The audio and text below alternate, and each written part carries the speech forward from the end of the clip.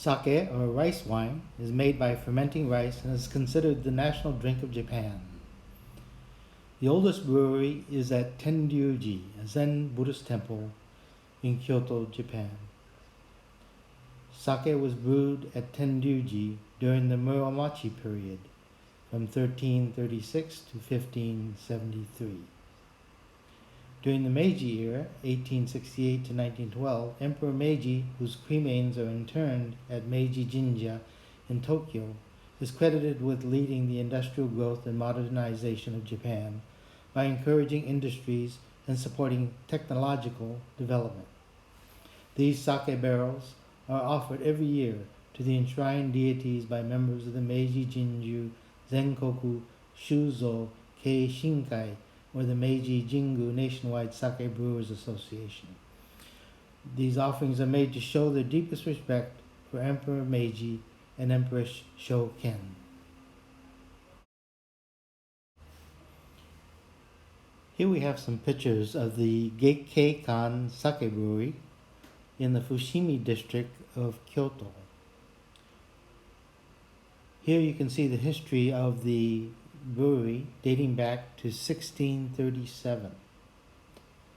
The brewing of sake has not changed that much from its earliest days. Here you can see some of the artifacts of where they used to brew sake, including storage of sake, serving of sake in these tokuri, or bottles for serving, and storing sake in these barrels made of rice straw. Happy New Year, everyone. Today I want to share with you some sakes that I enjoy, also ways of serving sake. Now, this tradition of drinking sake dates back many centuries in Japan. A ceremony called otoso is celebrated, or a toast of sake, on New Year's. And when otoso ceremony is performed, you use this Sansankudo set. Sansankudo set, this set comes from Kanazawa, Japan. And the meaning of otoso varies, but some accounts say that the second character of the term otoso is the name of a demon who would terrorize villagers. The ceremony of otoso was then meant to drive away evil and give one a long life. Historically, the otoso ceremony was a sake that was medicinal and was thought to give one good health and longevity. So when families gather together on New Year's, they use this Sansankudo set to drink sake. Traditionally, the youngest will drink from the first cup, and then the oldest from the large or third cup, as it should be. Sake can be served in many different ways. It can be served hot using this tokuri. You take and you fill this sake up with sake, and then you put it into boiling water. You want to make sure that the sake never comes to a boil. So what you do is you pick up the sake, you feel the bottom of this tokuri, and when it's hot to the touch, then the sake is hot. And then you can serve the sake. Another way of warming sake is using this silver warmer. It hangs on the edge of the pot filled with sake, and I would use my finger just to test the temperature of the sake to make sure it's hot enough. Again, make sure you do not let the sake boil. Now, sake can also be served cold, and I would suggest using one of these. This is a glass container, and you pour the sake into it, and you'll notice that there is a little container on the side that is filled with ice. This keeps the sake cold, and then you can serve it into your sake cup like that. Okay. Now, other ways of serving sake are using bamboo tokuri like this. This is used for cold sake with a matching cup. Sake is also served cold in these square sake cups, and many times people will pour sake all the way to the top, and on the corner put a pinch of salt and drink from that corner.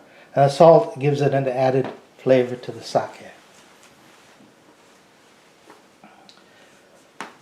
Now, I wanted to mention also that in some cases people will take the dried fugu fin. The fugu is the poisonous fish that is served in restaurants, and the fin is used to flavor sake. It's added to hot sake. Okay. Now, over the years, as I've traveled through Japan, I search for new and different sake cups. And here are a few of my collection of cups. This one to me is particularly interesting because it has on the bottom a picture of a demon. The maker says that the true nature of man reveals himself when the cup is lifted up. This latest cup, let me take some out here. This latest cup is a gift from my brother.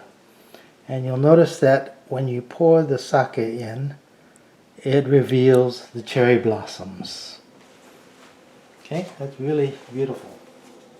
Some other cups that we have include ones with the frog. These two here have frogs.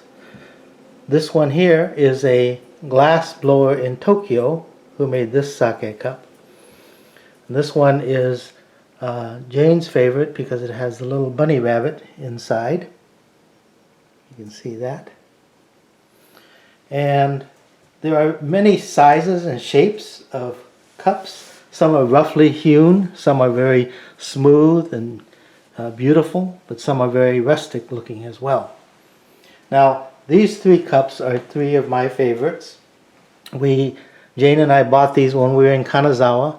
This is gold leaf on a red and black lacquer. It's a beautiful cup. This one is the same from that same area. It has the dragonflies. Black lacquer, red lacquer, dragonflies. This one I thought was very unusual. I bought this in Kyoto near Kiyomizu-dera. And I bought it because of its shape. If you'll notice, it's wood, but it's got a convex kind of shape to it, so it's very unusual. But I really like that one.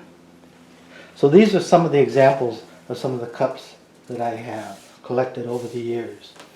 Now there are two main ingredients in making sake, and of course rice, and then water, and then koji. Koji is the mold spores added to the steamed rice. And the rice, before it is brewed or made, it is polished to remove the outer husk or the bran. And almost every region of Japan brews sake using local rice and spring waters.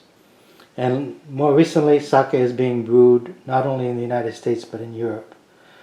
And there are special designations for sake, such as this first bottle of Kubota is Kubota Manju Junmai Daijingo. Pure rice, very special brew. And that comes from Niigata. The next bottle is Shochikubai from Kyoto. Shirakabe Gura. It's a Kimoto Junmai. And the bottle next to it, Kurosawa Junmai Kimoto from Nagano. And Junmai means pure rice, but the Kimoto designation is a sake that's made using a yeast starter, made in a very labor-intensive way in which the rice, the koji, and water are mashed into a puree for hours, using exhausting techniques that involve mixing hard and mushing up the steamed rice grains with long poles. This helps lactic acid bacteria proliferate naturally and faster, preparing the environment for the yeast cells. It also takes more time, a month or so, rather than the 2 weeks needed for more common methods. More practically, Kimoto methods lead to sake that is fuller, more complex, richer, and a little bit gamier taste as well. Now the next bottle is one of my favorites, Jozen Ginjo Pink, Junmai Ginjo from Niigata. As you can tell, I favor the Niigata sakes. They are usually drier sakes, and there are many types of sake, and individual tastes vary. Sweet to dry. I prefer a dry sake. Now, In the wintertime, Nigori sake is produced using a larger mesh to filter the sake, resulting in a cloudy sediment in the sake. If you look closely, you can see at the bottom there is a cloudy sediment at the bottom of this sake. This is kikusui, and this is from Niigata as well. So if you shake it up, and then it becomes a nice white, cloudy, milky type of sake. And some people don't care for the sweetness of nigori, but if you take a little bit of lemon and add it to the sake, it gives it a really nice flavor. So sake, like wine, comes in many flavors, both sweet and dry. Also, flavors vary from region to region in Japan. So as you gather for New Year's, you can enjoy sake, toast with your family, and enjoy this Otoso Kanpai sake. Okay? Happy New Year, everyone. Kanpai.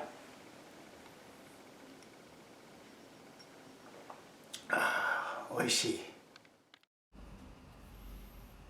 Finally, I want to share with you some other cups that I've collected over the years. These are some of my favorite ones, unusual in shape and coloring and the type of clay that is used. I also want to take this opportunity to wish all of you a Happy New Year as the year comes to a close, and you may want to toast with your family, not necessarily sake, maybe some non-alcoholic beverage, but please toast to each other, thank each other, and remember that we're all together in one in the Nembutsu. Thank you very much.